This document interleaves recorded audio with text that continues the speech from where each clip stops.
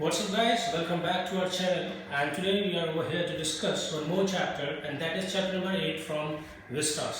Chapter number 8 हम Vistas का discuss करने वाले हैं and the name is Memories of Childhood. Memories of Childhood is the name of the chapter and it is in Vistas and as I told you previously chapter number 8. But before going further let me explain you one more thing कि जो Memories of Childhood है we have this chapter into two parts. ये हमारे दो parts में आता है. इसीलिए हमने क्या किया वीडियो को भी हमने दो पार्ट्स में डिवाइड किया हुआ है part A and part B. इस चैप्टर में भी दो सेक्शन हैं part A and part B और उसी पर बेस्ड हमने वीडियोस बनाए हुए हैं. So number 1 is the cutting of my long hair. ये हमारा पार्ट ए है और आज हम इसको ही डिस्कस करने वाले हैं.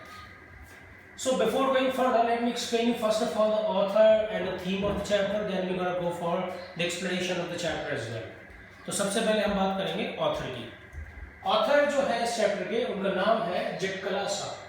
जिटकला सा जो कि इस चैप्टर की लेखिका है, उन्होंने इस चैप्टर को लिखा है. Second thing is just like in the previous videos also I used to explain you first of all about the author. मैं ऑथर के बारे में आपको सबसे पहले बताता हूँ. उसके पीछे दो कारण होते हैं. The very first thing is if the chapter is very much common. अगर चैप्टर बहुत कॉमन है so there is no requirement to go for author's name और author's explanation. But if the chapter is directly from the life of a author, अगर author की life से ही है तो हमें ऑथर के बारे में जानना बहुत जरूरी हो जाता है. Just like in the case, इस केस में भी हमारे पास यही एक चीज है. ये जो मेमोरीज ऑफ चाइल्डहुड है दरअसल ये दो राइटर्स ने लिखा है. आज हम केवल एक राइटर की बात करेंगे, उसी के एक पार्ट की बात करेंगे. So it was written by Zitkala Sa. ये जिटकला सा ने लिखा था और जिटकला सा ने एक्चुअली क्या है अपनी एक ऑटोबायोग्राफी लिखी थी. अगले it was published in the article format. ये एक आर्टिकल के फॉर्मेट में पब्लिश हुआ था लेकिन धीरे धीरे करके उसकी एक बुक फॉर्म की गई और उस बुक का नाम है I have written over here. उनकी जो बुक थी ऑटोबायोग्राफिकल जो बुक थी उसका नाम था the school days of an Indian girl.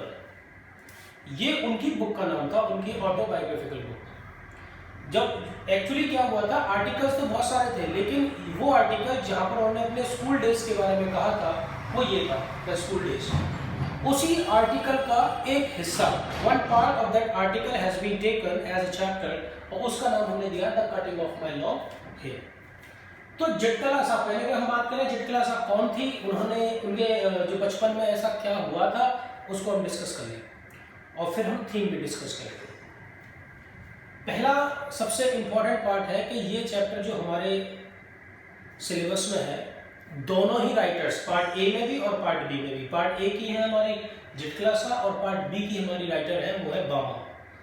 दोनों ने ही अपने चाइल्डहुड में उनके साथ कुछ इग्निटीज हुई थी, एक्सट्रीम इंडिग्निटीज. तो वो जो एक्सट्रीम इंडिग्निटीज थी उनके साथ जो कुछ बुरा ट्रीटमेंट हुआ था, व्यवहार हुआ था, उन्होंने जो उससे सबक लिया या क्या हुआ उनके साथ उन्होंने अपनी ऑटोबायोग्राफी में लिखा और उस ऑटोबायोग्राफी का कुछ हिस्सा हमारा चैप्टर है. बात करते हैं जिटकला सा की. इनका जो असली नाम था the real name was Gertrude Simmons. ये इनका असली नाम था एंड एग्जैक्टली गर्ट्रूड साइमंस जो कि Yankton reservation, this is a particular place in America USA. ये यूएसए में एक जगह है जिसका नाम है यार्टन रिजर्वेशन. ये यार्टन रिजर्वेशन जो है वहां पर ये मैंने एक वर्ड लिखा हुआ जिसका नाम है सायक्स ट्राइब. एक ट्राइब, एक कबीला था जिसका नाम था सायक्स और उसकी जो भाषा थी वो थी डैकोटा. तो डैकोटा भाषा वहां बोली जाती थी. वहां पर गर्ट्रूड साइमंस का जन्म हुआ and the birth was in 1876.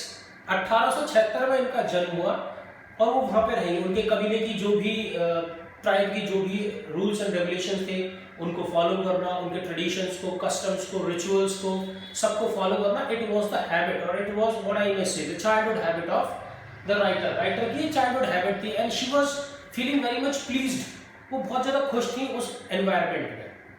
But when she became 8 years old, जब उनकी उम्र 8 साल की हुई तो वहां पर एक मिशनरीज थी. मिशनरीज क्या होती है, एक पर्टिकुलर स्कूल्स होते हैं जो कि कहा तो ये जाता है कि जो पुअर होते हैं या हेल्पलेस लोग होते हैं उनके वेलफेयर में वो काम होता है, वैसे स्कूल्स चलाए जाते हैं. लेकिन इनडायरेक्टली वो जो मिशनरीज होते हैं वो अपने जो उनकी खुद के रिचुअल्स होते हैं वो इम्पोज करते हैं उन पर.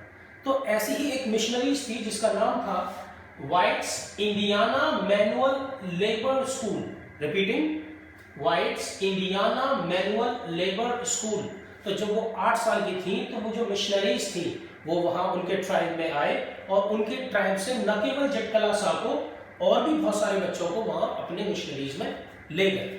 What was the logic behind it? The logic behind it was because the Americans they thought कि वो जो ट्राइब वाले लोग हैं या अदर बैकवर्ड लोग हैं, डाउन ट्रॉडन लोग हैं, उनको क्या है, अगर समाज में आगे बढ़ाना है तो उनको इंग्लिश बहुत अच्छी आनी चाहिए, उनको एडवांसमेंट होना चाहिए उनके अंदर. They must know the good behaviour, good treatment, good language, good knowledge.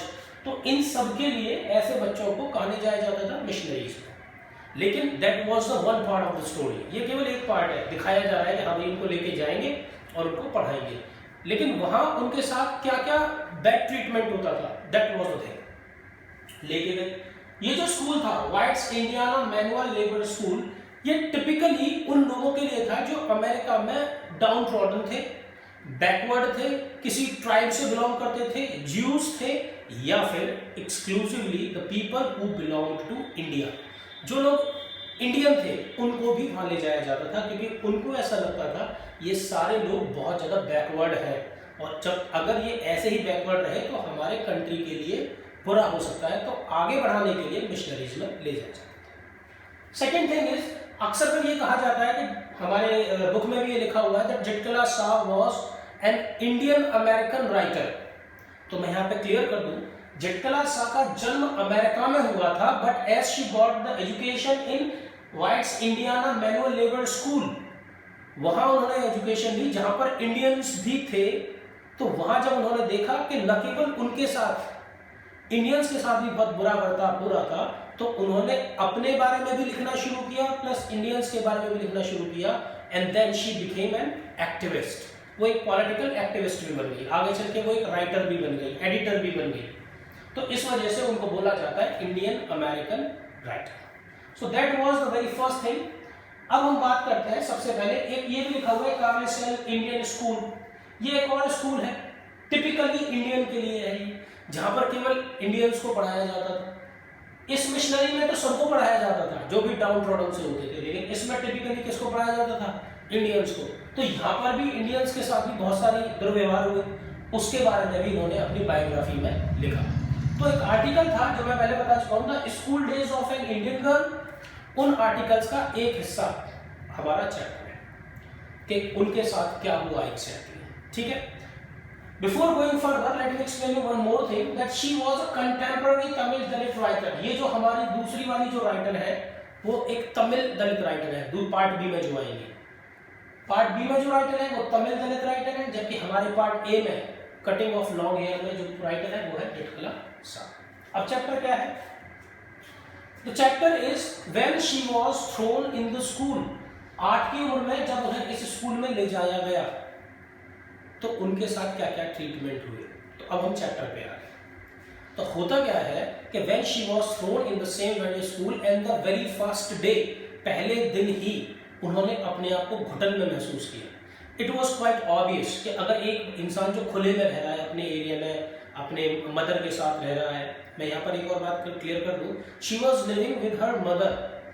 Her father wasn't there. उनके पिताजी नहीं थे. नहीं थे का मतलब जब वो बहुत छोटी थी, 3 या 4 साल की, तभी उनके फादर उनकी मदर और उसको छोड़कर चले गए थे. 8 साल की उम्र में वो स्कूल में आ गई थी. तो आजाद रहने वाली लड़की अगर एक हॉस्टल में, और वो भी जहाँ पर ट्रीटमेंट जो अच्छा नहीं है, तो बहुत बुरा लगेगा उसको. तो सेम हैपेंड. तो पहली जो मॉर्निंग थी तो it was very typical type of a morning. Nobody was speaking to anyone and she was very much new. वो नई भी थी. बेल का सिस्टम था. मैंने एक वर्ड लिखा हुआ है यहाँ पर, बेल फ्राई. ये बेल फ्राई का मतलब है वो जगह जहाँ पर बेल लगी हुई होती है. तो सब कुछ रूल्स एंड रेगुलेशंस के अकॉर्डिंग था. वहाँ पर एक प्लेस होती है हमारे हॉस्टल में जिसको हम बोलते हैं mess. Mess is a particular place where people they used to come and they used to take food. वो खाना खाते हैं. तो बेल हुई. बेल होने के बाद उसने देखा सब लोग निकले, एक लाइन में जा रहे हैं सब. Girls they are having 1 queue and boys they are having 1 more queue. अलग अलग क्यू में वो आए, मैस में इकट्ठे हो गए. Every second person was speaking or murmuring. I have used 2 words, murmuring and mutterings. बड़बड़ाना. अपनी अपनी भाषा में कुछ बड़बड़ा रहे थे, जो कि हमें जिटकला साहब को समझ में नहीं आ रहा था। वो कुछ बड़बड़ाते हुए से आ रहे थे। It was just like a bad land. Bad land मतलब होता है पागलपन। I have written bad land, पागल खाना सा लग रहा था। अलग अलग भाषाओं में लोग बड़बड़ा रहे थे। द क्लैटर ऑफ शूज, उनके जूतों के चलने की आवाज आ रही। So it was a very what I may say insane scene, बहुत एक अजीब सा सीन था, बिज़ार सीन। कोई बात नहीं, सब लोग इकट्ठे हो गए। अब उसको लगा आगे क्या होगा। वन मोर बैल रैंग, एक और बैल हुई। अब उसके बाद क्या हुआ, लोग वहां पर गए और जो टेबल लगी थी सबने चेयर्स निकाल ली। जिटकला साहब ने भी यही किया। अब उसको लगा अब सब चेयर पे बैठ जाएंगे, लेकिन ऐसा नहीं हुआ। चेयर तो सबने निकाली लेकिन कोई बैठा नहीं, जबकि जिटकला साहब बैठ गए। जब उसे लगा कि कोई नहीं बैठा तो she also stood up. Third bell happened and then everybody sat. तीसरी बेल पे सब लोग बैठ गए। फिर खाना भी लगाया गया। They all start took the knife, took the fork, took the spoon and they started eating it. सब लोग खाना खा रहे थे, लेकिन जिटकला साहब को बड़ा अजीब लग रहा था। उसने देखा कि जो इंडियन गर्ल्स थी उनके कपड़े बड़े अजीब से थे, कुछ टाइट, क्लिंजिंग मैंने वर्ड लिखा हुआ है, टाइट कपड़े पहने हुए थे। शूज बड़े अजीब थे। शूज में मैंने लिखा हुआ है मकेजेंस। मकेजेंस ये एक शू टाइप होता है, उन्होंने उस तरीके के जूते पहने हुए थे। द कंडीशन वॉज पैथेटिक, बहुत बुरी कंडीशन थी। चुस्त कपड़े पहने हुए थे, कहीं से फटे भी रहे थे कपड़े, तो कंडीशंस बहुत खराब थी। अभी वो इन चीज़ों को देख रही थी और अंदर ही अंदर उसे रोना भी आ रहा था। But everybody started eating the food, सो उसने भी कुछ खाना खाने की कोशिश की। सडनली उसने देखा कि there was a lady and the name, वो मैंने लिखा है पेल फेस वुमन। एक लेडी थी, pale face woman. Pale face woman का मतलब चेहरा उसका सफेद था। वैसे पेल का मतलब होता है once you are having white color on your face, but that is due to an ailment, किसी बीमारी की वजह से चेहरा पीला या सफेद पड़ जाता है तो वो पेल होता है, लेकिन किसी किसी का चेहरा ही ऐसा होता है। So there was an old lady, pale face woman, जो कि जिटकला साहब को बहुत तेजी से घूर रही थी। उसको बड़ा अजीब लगा। उसने उससे नजर हटाई और फिर खाना शुरू किया। लेकिन थोड़ी देर बाद फिर जब उसने देखा, she was staring again, वो फिर भी उसे घूर रही थी। बड़ा अजीब लग रहा था। फिर अचानक उसने देखा कि एक आदमी खड़ा हुआ था और उनके इशारों में कोई बात हुई। उसको कुछ समझ नहीं आया। खाना खाने के बाद वो अपने घर में पहुंचे। घर इन द सेंस अपने हॉस्टल रूम में पहुंचे। हॉस्टल रूम में शी गॉट अ फ्रेंड। उसका नाम था जिडेविन। जिडेविन एक लड़की थी जो उसकी फ्रेंड बन चुकी थी और उसको थोड़ी बहुत इंग्लिश आती थी। याद रहे कि जिन स्टूडेंट्स को वहाँ लाया जाता था उनको इंग्लिश नहीं आती थी। Culture, western culture, advance culture नहीं आता था, उनको वहाँ सिखाया जाता था। जिडेविन एक ऐसी लड़की थी जिसको थोड़ी बहुत टूटी फूटी इंग्लिश आती थी। तो जिडेविन जिटकला साहब के पास शाम को गई और उसने बताया दैट पेल फेस वुमन और वो आदमी, उन दोनों की बातें उसने सुनी है। उसको कुछ समझ में आया। तो उसने, वो दोनों क्या बातें कर रहे थे, वो बातें कर रहे थे कि पेल फेस वुमन और वो आदमी कह रहे थे कि इस लड़की के बाल बहुत लंबे हैं, जिटकला साहब के, इसके बालों को हमें काट देना चाहिए। तो जिडेविन ने जिटकला साहब को बताया कि आज वो आपके बाल काटने वाले हैं। द मोमेंट जिटकला साहब हर्ड इट, उसने बहुत प्रोटेस्ट किया, उसे बहुत बुरा लगा, क्योंकि long hair was the symbol at the very time, long hair was the symbol of a full nativeness of a woman. एक श्रृंगार का एक हिस्सा होता था। प्लस अगर बाल छोटे कर दिए जाए, कतर दिए जाए, शिंगल, अगर बाल शिंगल कर दिए जाए तो इसका मतलब है उनके ट्राइब में, उनके कल्चर के according, the people who were coward, जो कायर होते थे, the people who were unskilled warriors, ऐसे योद्धा जो कि अच्छे नहीं होते थे, जिनको लोग बंदी बना लेते थे दूसरे लोग, उनके बाल काट दिए जाते थे। या तो कायरों के काटे जाते थे या किसी के घर में कोई मर गया हो उनके काटे जाते थे, लेकिन हर किसी के नहीं काटे जाते थे। तो उसने कहा कि अगर मेरे बाल लंबे हैं तो मुझे काटना क्यों चाहते हैं, हमारे नियम में तो ऐसा होता है। पर जिडेविन ने कहा that I don't know exactly, but उन्होंने जो बात की वो तुम्हारे बाल काटेंगे। और जिडेविन ने उसको सजेशन दिया कि मैं तुम्हें एक सजेशन देती हूँ कि बजाय कुछ प्रोटेस्ट करने के या कुछ और काम करने के, बेटर इज टू सरेंडर, कि आप सरेंडर करो और उनके बाल काटने दो। बट जिटकला साहब डिसाइडेड टू प्रोटेस्ट। उसने तय कर लिया कि वो कुछ भी हो बाल नहीं काटने देगी, वो विरोध करेगी, वो जो हो जाए कुछ भी हो जाए। इसके बाद उसने देखा जब कोई उसे देख नहीं रहा था, वो अपने कमरे से निकली और अपस्टेयर्स, ऊपर चली गई। ऊपर जाकर उसने देखा, छिपने के लिए देखा कि जो सबसे बड़ा कमरा था वो उस कमरे के अंदर गई और लास्ट में जो कॉर्नर में एक बेड लगा हुआ था उस बेड के नीचे जाके वो घुस गई, छिप गई। उस कमरे को उसने सेलेक्ट किया because it was a big one, so many beds were there and there were heavy curtains. Heavy curtains ने खिड़की को लगा रखा था, that's why sunlight wasn't there, proper light wasn't there. तो उसको लगा कि मुझे कोई ढूंढ नहीं पाएगा। जैसे से शाम हुई और वो टाइम आया जब उसके बाल काटने थे, सब लोग उनने आवाज लगानी शुरू करी झटकला सा के नाम की।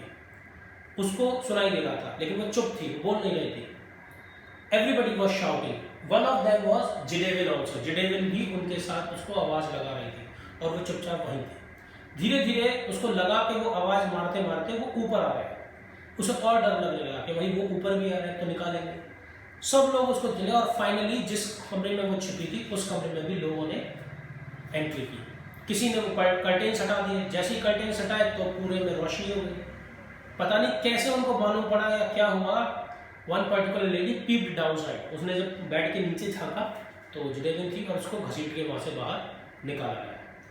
She protested a lot, she kicked, she scratched everything she could. उसने जो कर सकती थी उसने किया, but they were many in numbers. वो उसको लेकर आए, घसीट कर नीचे लेकर आए, उसको एक कुर्सी से जबरदस्ती they tied it, उन्होंने बांध दिया उसको, and finally उसके जो लॉन्ग हेयर थे उनको चॉप ऑफ कर दिया गया, उनको बिल्कुल काट दिया गया। और जैसे ही उसको लगा कि उसके बाल काट दिए गए हैं, वो उसने सरेंडर कर दिया। बट वो सरेंडर कैसा था, जैसे किसी इंसान का सब कुछ किसी ने लूट के ले लिया हो, बिल्कुल। She surrender, she started crying in the heart, मौन करने लगी, लेकिन वहां उसके रोने को सुनने वाला कोई नहीं था। अब तक क्या होता था, when she was in her own tribe, तो जब भी वो रोती थी उसकी मदर आती थी, गले लगा लेती थी, उसको समझाती थी। But over there was no one to convince her. अब वो अपने आप को एक जानवर के तरीके से मान रही थी कि जैसे सब जानवरों को एक साथ हाँक के ले जाया जाता है, गडरिया बहुत सारी भेड़ों को हाँक के ले जाता है, उसकी कंडीशन भी उसी जानवर, उस भेड़ के जैसी हो रही थी। उसे अपनी कंडीशन में बहुत तरस आ रहा था। She was crying, she was weeping, but there was no one to convince. Even Judewin was also not there, क्योंकि जिडेवन को पता था कुछ नहीं हो सकता। She couldn't do anything else. So that was the part A, जिसका नाम था हमारा the cutting of the long hair. ये किस वजह से था, the school days of an Indian girl, उस आर्टिकल का एक हिस्सा है। यहाँ पर before wrapping up part A को खत्म करने से पहले कुछ इंपॉर्टेंट चीज है वो भी मैं बता देता हूँ कि झटकला सा जो है, exactly this is not the real name. In the beginning of the chapter I told you the real name was Gertrude Simmons, ये उसका असली नाम था, और Yankton reservation was the place where she got birth. लेकिन जिस time में उसका जन्म हुआ था, मैंने लिखा है सैक्स ट्राइब, उसमें भाषा बोली जाती थी डैकोटा। तो डैकोटा भाषा में रेड बर्ड को बोला जाता था झटकला सा। तो आगे चल के जब वो राइटर बनी तो उसने झटकला सा नाम को अडॉप्ट कर लिया। तो असली नाम तो था गर्ट्रूड सिमंस, लेकिन उनका पेन नेम था झटकला सा। तो जितनी बुक उन्होंने लिखी थी वो किस नाम से लिखी थी, झटकला सा नाम से। वैसे 1876 में उनका बर्थ हुआ था और 1900 में वो एक राइटर बन गई थी। बाय प्रोफेशन अगर पूछा जाए कि भाई डीपली क्या प्रोफेशन था उनका, so by profession she was a teacher, a writer and an editor. वो एडिटर भी थी। टीचर किस चीज की थी, she was the teacher of music.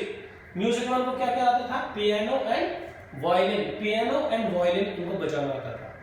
जब मिशनरीज में उनके बाल काट दिए गए, she was alone, she cried but nothing happened. So there was only one thing, there was only one last resort for her. उनके लिए आखिरी शरण क्या था, वो फिर वायलिन प्ले करने लग गई, म्यूजिक में चली गई अपने आप को कन्विंस करने के लिए। वो 3 साल तक मिशनरीज में रही और 3 साल बाद वो वापस अपनी मदर के पास आ गई। तो मैंने लिखा हुआ है 8 to 12, in the age of 12 she came back. वो अपने माँ के साथ रही, फिर माँ के साथ वो 3 साल वहां पे रही, और जब वो थोड़ी बड़ी हुई 15 के आसपास हुई, अब उनको समझ में आने लगा कि उनकी जो कंडीशन है ट्राइब की, उस कंडीशन को जब तक प्रॉपर एजुकेशन नहीं होगी, जब तक उनकी कंडीशन ठीक नहीं होगी, उसके जैसे लोग हमेशा ट्राइब में होते रहेंगे, ट्राइब आगे नहीं बढ़ेगा। And then finally she decided to get higher education.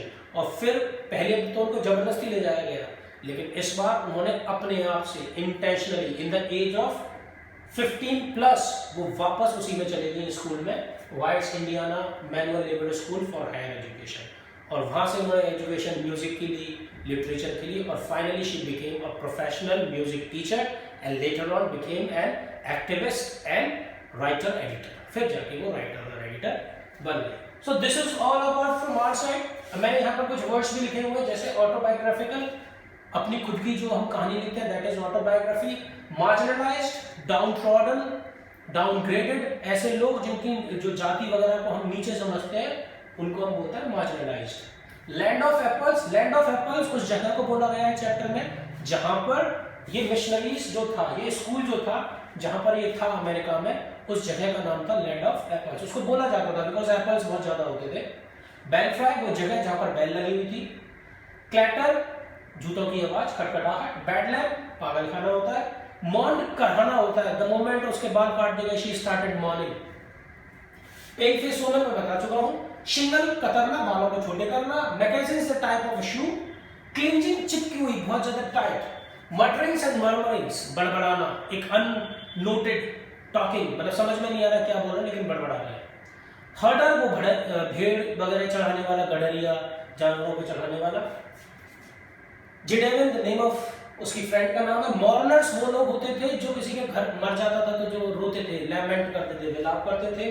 Squeaking is a sound. Resist, उसने प्रोटेस्ट किया जब उसके बाद आ जाएगा शी रेजिस्टेड। इंडिग्निटी, एक्सट्रीम इंडिग्निटी, इसका मतलब है बहुत ज्यादा इल ट्रीटमेंट जब उनके साथ होता है, उनकी जिंदगी में जो होता है उसको हम बोलते हैं extreme indignities. So that is all about our chapter's part A. I said ये हमारा पार्ट ए है, मेमोरीज ऑफ चाइल्डहुड का, the cutting of my long hair. I hope you enjoyed the video. I hope you got each and everything, nuts and bolts of all the chapters. So we'll be meeting in one more video. That's gonna be the part B. और part B में हम मिलेंगे जिसका नाम जो हमारे जो writer है उसकी होगी बामा। We too are human beings. Till then, take care, stay tuned. Thanks.